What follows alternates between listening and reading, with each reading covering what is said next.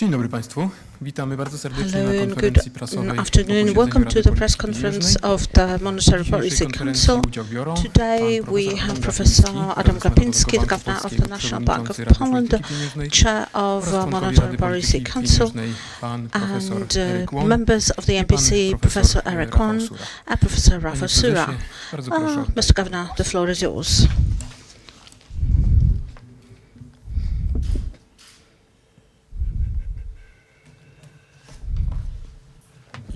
Information from the meeting of the Monetary Policy Council held on 10th and 11th of September 2019. The Council decided to keep the NBP interest rates unchanged. The reference rate at 1.5, lombard rate at 2.5, deposit rate at 0.5 and rediscount rate at 1.75%. The incoming data suggests that global economic growth continues at a relatively slow pace, while the global outlook has deteriorated. In the euro area, in the second quarter, GDP growth remained low. Although the situation in the services sector is still good, activity in the industrial sector remains weak. In the United States, economic conditions continue to be strong, even though GDP growth slowed in quarter two, and economic indicators signal a possible weakening of activity in the coming quarters. In China, GDP growth declined as well in quarter two. In the recent period, global oil prices have fallen. At the same time, inflation in many countries remains moderate.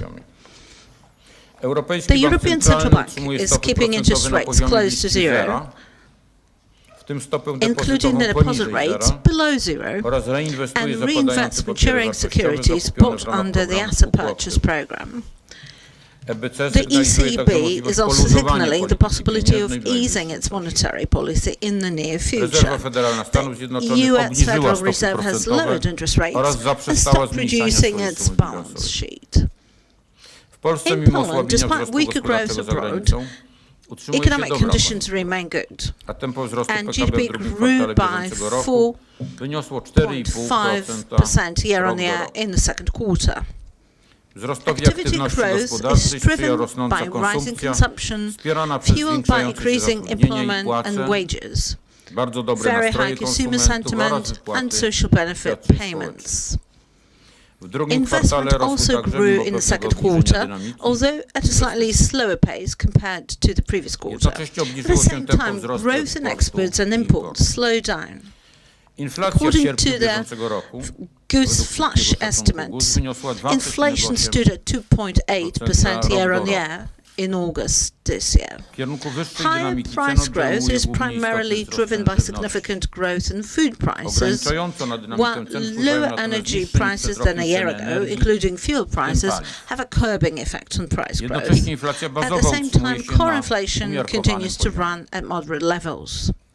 In a Council assessment, the outlook for economic conditions in Poland remains favourable, and GDP growth will continue at a relatively high level in the coming years. However, uncertainty about the scale and persistence of the slowdown abroad and its impact on domestic economic activity has increased. After a temporary rise in quarter one of 2020, inflation will stay close to the target in the monetary policy transmission horizon. The Council judges that a current level of interest rates is conducive to keeping the Polish economy on a sustainable growth path and maintaining macroeconomic stability. The Council adopted monetary policy guidelines for the year 2020. Thank you. Thank you very much, Mr. Governor. And it's the time for questions. Your turn. Hello and good afternoon. I have a question about the growth of uncertainty mentioned in your communique and its impact on Polish economy as regards the external slowdown. To what extent could it increase the concerns and forecasts related to the GDP growth rate for the coming years of this year, for the coming quarters of this year and the coming year. As I said, the economic sentiment is good, growth has been good, but slowing down. We're not talking about 5% anymore. We're talking 4.5% of growth. We're talking 4%, perhaps 3.5%. This is the trend. And our economy, in comparison with other economies, is faring very well. It's one of the highest growths in general available out there in comparison to German economy in particular, which has suffered from recession, and the second quarter will see declining GDP. The odds are that it will decline. So Poland is faring exceptionally well. However, growth has been slowing down. It's still good and strong. We enjoy it and we're happy, but it's lower than it used to be. Mr. Pszczynski, yes, hello. Rafał Tuszyński, Polish Press Agency. Mr. Governor, let me ask you about President Kaczynski's statement, who said that yesterday you presented your assessment yesterday of the next bundle that his party, Law and Justice, has prepared before the election. So has the Monetary Policy Council received such analysis, or was it your private opinion? Today at the MPC meeting, we talked about it with the bank staff, and we considered those consequences. We have been discussing everything that has been propping up in the public space and something that concerns Polish finances. So the MPC discussed it today. So let me repeat my question. Was it your private opinion presented to Mr. Kaczynski, or was it an analysis that the MPC Council considered at first and it was not necessarily public? Well, anything that is reported by the media is discussed at the NBP on the same day, on the next day, formally. We cannot really talk about formal forecasts or projections, because these ones are presented in the inflation projections. If there are any formal proposals that are highly likely to be implemented, we will take a stance on them in November when we present our inflation report, and we always do this. Whereas during the MPC meetings, we discuss ongoing issues, and at this press conference today, I can tell you about the same things that I have presented to everybody else. So what's the MPC's take on the proposals for the coming years, and will it translate into investments or increasing burden on entrepreneurs? Well, regarding our responsibilities, and the MBP is responsible for stability of prices and stability of the zloty. If there are any particular steps like the ones presented in the proposals, so it will be seen after the elections and when a draft budget is submitted by the new government, and we will be taking a position on that. I think it will have just a minimal impact on inflation. At most, it will be 0.1 next year, and perhaps a similar order of magnitude in the coming year. The impact on the economy is incomparably lower than in the case of the 500-plus benefits. And this benefit brought up a change in demand in the range of 1% of GDP, and here is 0.1%. And will it drive inflation? Well, up to 2023, we haven't actually covered our projections that far. As you know, our projection covers the year of the projection and 2 years ahead. So, with more, there are so many other factors at play that we cannot really make a reasonable projection, but we will have some analysis available and some considerations in our November projection. However, now I can tell you that it's not a very important challenge or a very important change from the perspective of the inflation.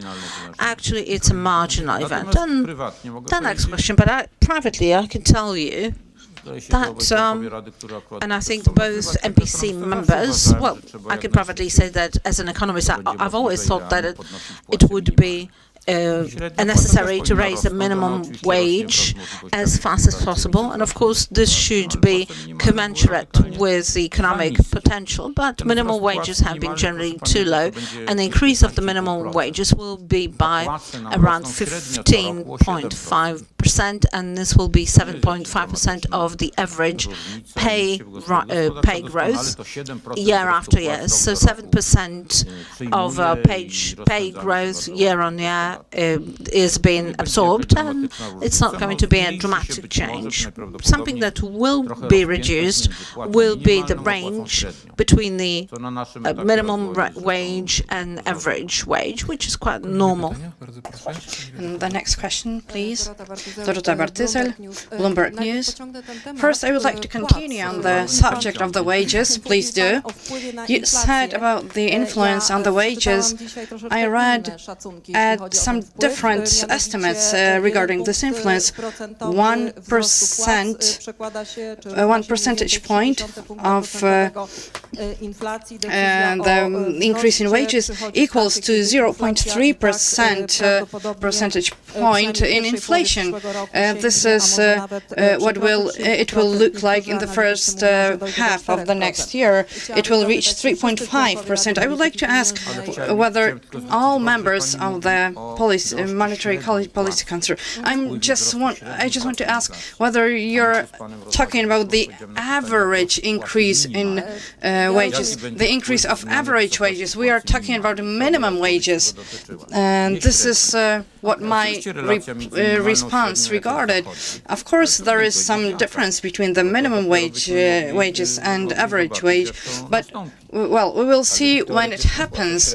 But theoretically, the average wage may not change with the increase of the minimum wage. Perhaps it will change, but what the difference will be, it's hard to tell.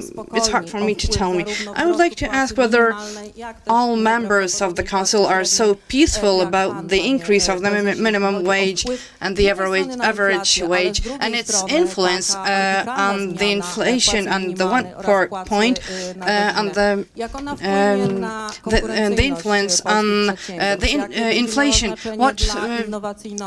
What influence it will have on investment, on the increase of costs of Polish entrepreneurs. Well, and this is the salt in our eye. We should support entrepreneurs. Well, I wasn't asked this so far. It's hard for me to compare. That's what I would like to ask about the inflation. Well, I would like to focus on our main obligation, and this is making sure that the prices are stable, and here the influence will be minimum. And the second issue is the influence on the GDP, on the increase of GDP. According to some initial assessment that we have, the influence on the GDP will be neutral. Perhaps there will be some demand result, and there can be some negative impact, and there will balance one another. So the influence on the GDP will be minimum, but as regards the inflation, it will be not big. Please remember, and that's what I mentioned before, we have a 7% increase of wages over the recent years. Has Poland and the Polish economic dynamics suffered from it? No, it hasn't. Now we are entering transferring from less developed countries with slower economy to more rich countries with the human capital. And I don't think that anything will change in this regard. As regards the social security payments, well, it regards the average wages, not the minimum wages. And it doesn't require any dramatic changes. I remember that the minimum wage was increasing in 2016, and Marek Belka was sitting at this place, and he was giving an interview, and he had some apocalyptic vision regarding the increase of minimum wages. And they were, he said it was out of context. And I can say the same thing. Minimum wages were radically too low for our possibilities and aspirations. So as from what you're saying, Mr. Professor, the offers regarding the increase of minimum wages that is faster than so far have not made bigger this falcon wing that we call in the Monetary Policy Council. We cannot reveal all the details of our discussion, but I will not lie if I say that it's on the contrary.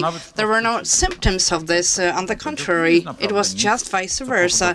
It wasn't anything that would evoke our fear. Well, there are some aspects of it, but from our point of view, there is nothing that we can worry about regarding the inflation and the increase of GDP. Well, this question was directed towards other members of the Council, but Mr. Won and Mr. Sura are not members of this falcon wing. Well, perhaps you could ask them this tricky question whether any member of the Monetary Policy Council, those falcons, were afraid today, were they worried today? I believe it's not a secret. So my question is why we don't have any hawkish at the meeting today. Mr. Gotnar, well, I have nothing against Mr. Sura or Mr. Won, so Mr. Gotnar and others are welcome. Well, if they agree to be called the way you are naming them, well, to be a hawkish or a falcon, well, it's not insulting. Well, I wouldn't like anyone to call me that. So perhaps Mr. Sura, if you allow me, well, regarding the division of the birds, you said, well, I don't take it close to my heart, but it has to be emphasized that over the recent months of this year, I mean July and June, there was an increase of inflation in the year-on-year basis, and it has to be mentioned that this increase, this raise was a bit higher than given in the July projection, and in the next month we have to expect that this growth will be a bit higher than it was planned in the July projection. And this is the one side of the coin. But what is more important is that this increase is not stable. It's only caused by the demand factors, I mean meteorological factors that led to the increase of the food prices. And the second thing is that the supply shock caused by ASF in China. This was the second factor, and this factor that is influencing and will be influencing this in the prospect of the next 2 or 3 months will disappear in the next month. So we have to expect in the second quarter of the next year and the following quarters that in the inflation after the first peak will go back to the middle of the target too. So we cannot base our decisions on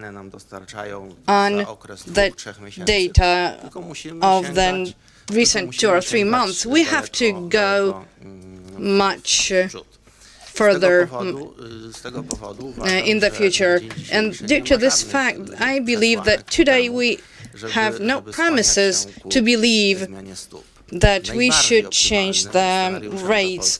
The most stable factor is the stability of the rates on the present level. Ladies and gentlemen, it is really worse considering the context. It's quite clear for all analysts.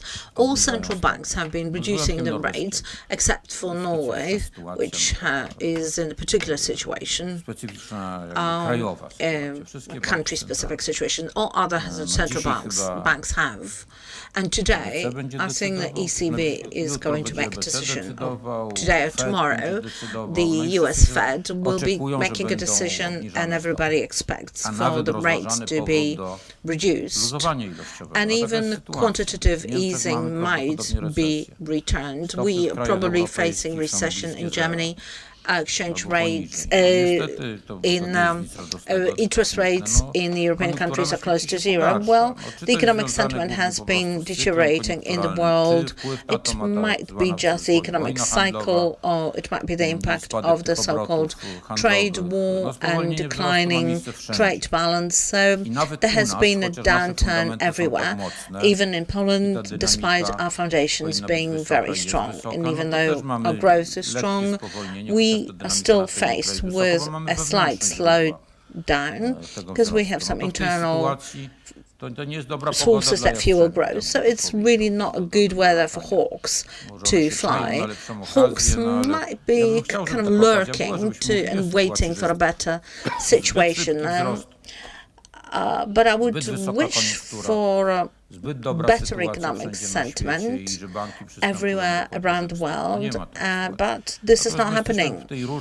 So we are in a different situation vis-à-vis Western European banks, because their interest rates are close to zero. And thanks to the previous MPC and this MPC, we have managed to retain them at a positive level.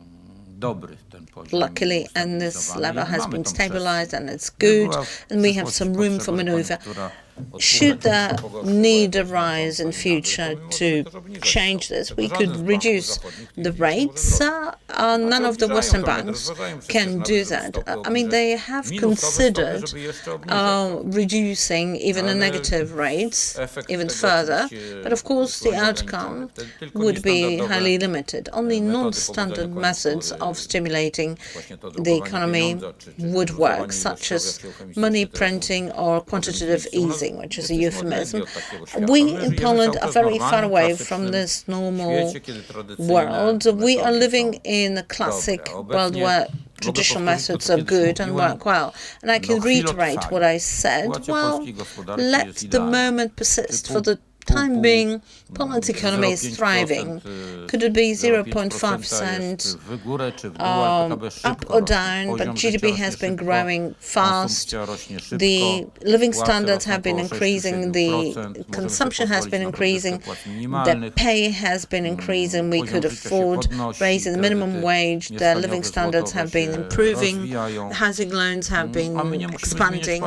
We don't have to change our parameters, contrary to what some people have been claiming, and these are not analysts, but, former politicians or columnists. Contrary to what they said, there have been no imbalances. Objectively speaking, looking from a side as a non-member, and we're completely independent in our opinions, so I would say that there is no serious macroeconomic imbalance in Poland. This is an unusual situation. We might be shy, and we are very modest as Poles, but we are witnessing an economic miracle that has been going on for many years, not just because the people who are sitting here have done some magic. This is something that happened, and Poland deserved it. And one reason being that the interest rates had been kept at a very low level for a long time, despite growing education and value of human capital.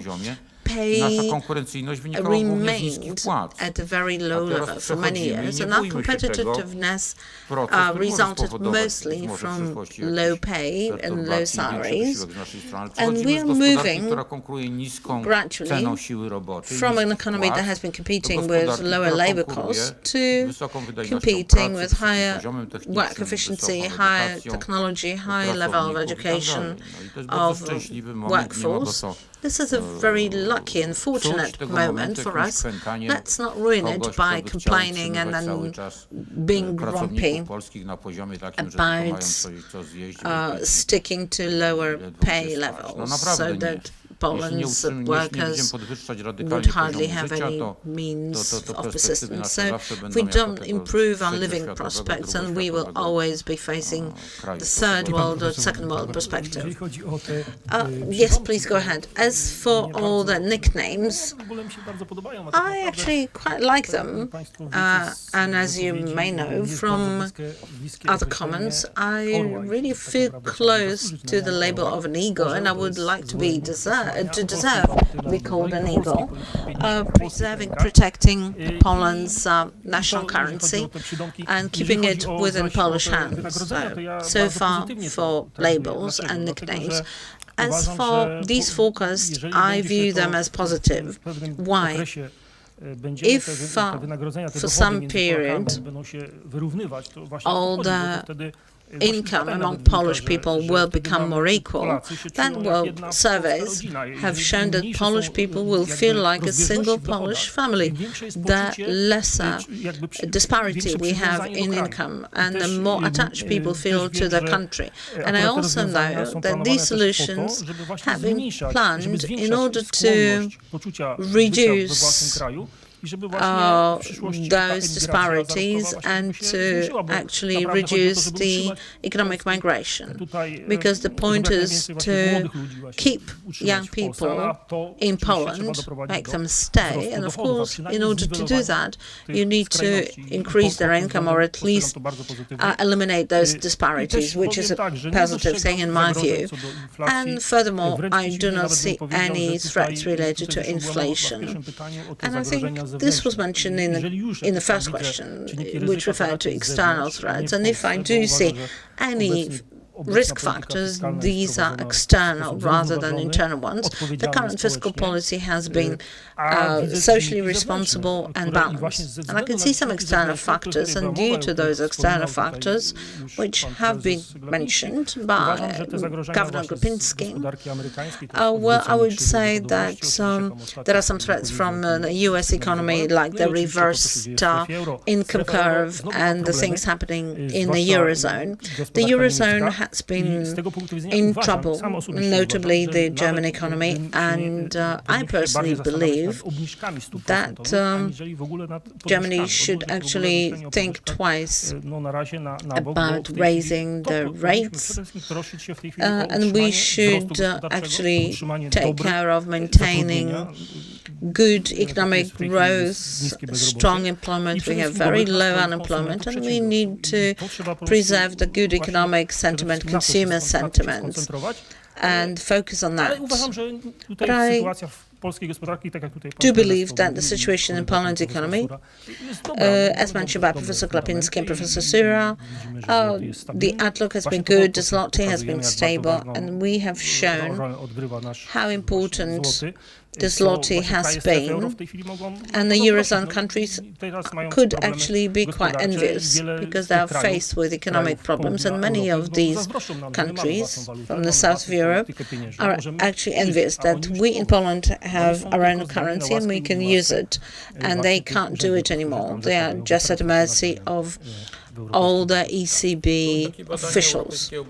There was an ECB survey in 2014 about enterprises and their responses to the increase of minimum wage. And the main channel of response was to reduce the non-labor costs and to drive productivity. So this survey also covered Poland, by the way, and the odds are that the situation in Poland will be the same. The IMF also conducted a survey on the dynamics of income and income disparities, and it showed that income disparities actually are not conducive to economic growth. The lower the disparities, the faster the growth. As for inflation, we reiterated that on numerous occasions, and even though the figures do change, inflation will go up in 2020 in the first quarter, and it will start to fall in the second quarter, and we anticipate that according to the model in 2020 it will rise to 3.5, but falling to 2.8 in quarter two, and I'm talking CPI, and the core inflation will fall to 2.4 in the second quarter. But the forecast says that in 2020 CPI will be 2.3 and core inflation 2.2 next year. We already had this phenomenon a few years ago. So considering that all factors will look as they seem to be looking, including raw materials prices and commodity prices, well, this will persist. Our time is pressing us, so we need to be closing this conference. Thank you very much for today's meeting. And excuse me, I would like to ask one more question, Maciej. This is a very important issue. Okay, just two questions because I can see that you are nervous. Bardzo proszę, dwa pytania bardzo proszę. Two questions, Pani please. redaktor Ask. Bartyzel, pan redaktor. Bartyzel, I have to ask about the elephant in the room, in the room, and I mean the judgment of the European Court regarding the loans in Swiss francs. Well, the stability of the economy may not, it can influence the stability of the economy in Poland. Have you carried out any analysis, and isn't the stability of the financial sector threatened? What prevention measures do you use? Well, perhaps there will be an elephant which will enter the room or not. We don't have this judgment on the table yet. We know that from the press, from the agencies, that the judgment was handed down. But we don't know what the court practice in Poland will be. The law professor can say more about it. It's hard for me to talk about it. We had some discussion about it, and that's all I can say about it. It's hard to refer to anything that may or may not happen, to what extent, etc. But you have to have some plan to be prepared for some negative scenario. Well, it's too early to speak about any concrete scenario because we don't know if the phenomenon will appear at all. Now the time for the last question. Before I ask my question, I would like to say that this matter is so serious, the thing that is happening in the banks, and I'm convinced that you are aware of what happened to the valuation of the banks that are at the stock. Some of them lost the three-fourths of their value, two-thirds of the value. I'm convinced that many international experts see the elephant in the room, and this fear translates to the situation in the currency market. And it's not that only the market reacts to what's happening, but it can project what is going to happen. Well, I believe it's not the task of the National Bank of Poland, but the Financial Stability Council, and it's still the elephant that we can't see for now. Perhaps you can hear some roaring, but you can't see the elephant yet. I'm not sure if you have invested in the stock market. If there is a possibility, then it becomes a field of some play. Potem te notowania w górę pójdą, też się na tym odpowiednio zarobi. Then the shares will go up, we will gain money on it, and then you can see that there was nothing to fear. Well, perhaps you have some measures that you can eliminate the problems that the banks stand before, because it's not an elephant that we have just come up with. I don't believe that there will be some huge problems with it that we have to refer to on the level of our council. I believe that it's more of the subject that the Financial Supervision Authority should refer to. I have a very important question. Well, of course, the banks and the Association of Polish Banks has to raise these questions. This is the topic they are interested in, and they're trying to involve others. And also we have to take into consideration the judgments of Polish courts. We don't know what the judgments will be. We always like to emphasize the independence of the National Bank of Poland and non-political approach. Perhaps you would like to answer the question, because there were some questions regarding the independence of the National Bank of Poland in regard to the fact that Mr. Kaczyński said that he will receive a positive assessment regarding the raise of wages from you. So, doesn't it contradict the statement that the National Bank of Poland is independent? And do you envisage any meetings with other leaders of other parties? Well, for 30 or 40 years, it happens that we do meet and we speak about topics that we are interested in, the financial issues mainly. But if you're asking whether, for example, Mr. Schetyna would like to come to the bank and talk about something, of course he can come and he can talk, he can register and we will talk. Although I don't know this person and I have never talked with him. Thank you very much for for the meeting, and we would like to invite you to the next one. Thank you.